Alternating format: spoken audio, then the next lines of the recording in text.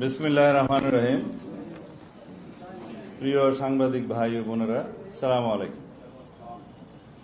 গত কয়েকদিন আগে ভারতের পার্লামেন্টে মুসলিম ওয়াকফ সংশোধন বিল 2025 নামে একটি আইন পাশ করা হয়। আইনটির বিভিন্ন ধারা বিশ্লেষণ করে আমরা দেখেছি যে ভারতের সংখ্যালঘু মুসলমানদের অধিকার খর্ব করা এবং বৈষম্যমূলক আচরণের চেষ্টা করা হয়েছে এই আইনে। ভারতে মুসলমানরা এবং বিভিন্ন মুসলিম সংগঠন এই বিলকে অসাংবিধানিক ও রাজনৈতিক উদ্দেশ্য প্রণোদিত বলে প্রতিক্রিয়া ব্যক্ত করেছেন। ওয়াকফ হল ইসলামী দানের একটি প্রাচীন ব্যবস্থা। ওয়াকফের মাধ্যমে কোনো ব্যক্তি স্থায়ীভাবে সাধারণ জমির মতো কোনো সম্পত্তি ধর্মীয় বা জনহিতকর কাজে ব্যবহারের জন্য দান করেন। এই ধরনের ওয়াকফ সম্পত্তি বিক্রি করা বা কারো নামে হস্তান্তর করা যায় না। ভারতের জনসংখ্যার 14% অর্থাৎ প্রায় 20 কোটি মুসলমানদের ধর্মীয় ঐতিহ্য, অধিকার, সংস্কৃতি ও স্বার্থবিরোধী এই আইনকে অপব্যবহারের যথেষ্ট সুযোগ রয়েছে, যা ইসলামী ধর্মীয় প্রতিষ্ঠানসমূহের পরিচালনার ক্ষেত্রে ব্যাপক বিপর্যয়কর পরিস্থিতি সৃষ্টি করতে পারে। ভারতে ওয়াকফ বোর্ডগুলোর অধীনে প্রায় 10 লক্ষ একর সম্পত্তির মধ্যে অধিকাংশই ব্যবহৃত হয় মসজিদ, মাদ্রাসা, কবরস্থান ও এতিমখানার মতো জনকল্যাণমূলক কাজে। নতুন আইনে পরিচালনা বোর্ডে অমুসলিম সদস্যদের অন্তর্ভুক্তির বিষয়টি বিতর্কের সৃষ্টি করেছে, যার ফলে মুসলিম নাগরিকদের সাংবিধানিক অধিকার ক্ষুণ্ণ হতে পারে। মুসলমানদের ধর্মীয় অধিকারে হস্তক্ষেপের কারণে এবং বৈষম্যমূলক আচরণের ফলে সাম্প্রদায়িক সম্প্রীতি বিনষ্টের আশঙ্কা দেখা দিতে পারে। এরকম কোনো পদক্ষেপ রাষ্ট্রীয় পর্যায় থেকে গ্রহণ করা সমীচীন নয় বলে আমরা মনে করি।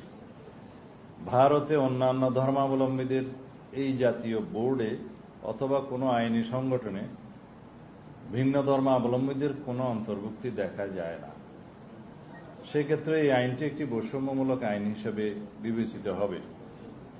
নতুন আইনে পরিবর্তনগুলো শত শত বছর আগে প্রতিষ্ঠিত ওয়াকফ জমির উপর গড়া মসজিদ এবং অন্যান্য ইসলামী ধর্মীয় প্রতিষ্ঠানগুলোর ভবিষ্যৎ অনিশ্চিত করে তুলতে পারে। নতুন আইনে অমুসলিম সদস্যদের এই সম্পত্তিসমূহের ব্যবস্থাপনা ও প্রশাসনিক দায়িত্ব পালনে যে এখতিয়ার প্রদান করা হয়েছে তা মুসলিম নাগরিকদের ধর্মীয় অধিকারে সরাসরি হস্তক্ষেপের শামিল। প্রিয় সাংবাদিক ভাই ও বোনেরা, অল ইন্ডিয়া মুসলিম পার্সোনাল ল বোর্ডের মতো সংগঠনগুলোর মতে এই আইন ইসলামী ওয়াকফ ব্যবস্থার মূল চেতনার পরিপন্থী। তাদের মতে ওয়াকফ বোর্ডের পরিচালনা মুসলমানদের দ্বারাই হওয়া উচিত। তারা একে মুসলিম নাগরিকদের ধর্মীয় অধিকারে সরাসরি হস্তক্ষেপের শামিল বলে অভিমত দিয়েছেন। ভারত একটি বৃহৎ গণতান্ত্রিক রাষ্ট্র।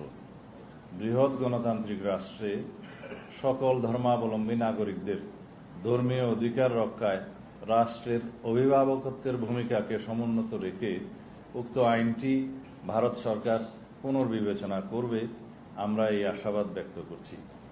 আঞ্চলিক সাম্প্রদায়িক সম্প্রীতি বজায় রাখতে এই পদক্ষেপ একটি ঐতিহাসিক ভূমিকা পালন করবে বলে আমরা মনে করি। আপনাদের সকলকে ধন্যবাদ। আল্লাহ হাফেজ। আমরা এখানে শেষের দিকে এটা ব্যক্ত করেছি যে আঞ্চলিক সাম্প্রদায়িক সম্প্রীতি বজায় রাখার পদক্ষেপ নেওয়ার জন্য, কারণ ভারতের যে কোনো রকমের এইরকম অস্থিতিশীল পরিস্থিতি যখন সৃষ্টি হয়, সাম্প্রদায়িক সম্প্রীতি বিনষ্টের মতো কোনো পরিস্থিতি সৃষ্টি হলে সেটার প্রভাব বাংলাদেশেও এসে পড়ে। সেই জন্য আমাদের এখানে উদ্বিগ্ন হওয়ার এটাই একটা কারণ, যাতে আঞ্চলিক সাম্প্রদায়িক সম্প্রীতি বজায় থাকে এবং কোনোভাবে যেন এটার প্রভাব আমাদের এই ভূখণ্ডে এসে না পড়ে। আমরা তো প্রেসের মাধ্যমে জানাচ্ছি, আজকে জানাচ্ছি, এটা আপনাদের মাধ্যমে সবাই জানতে পারবে। ধন্যবাদ।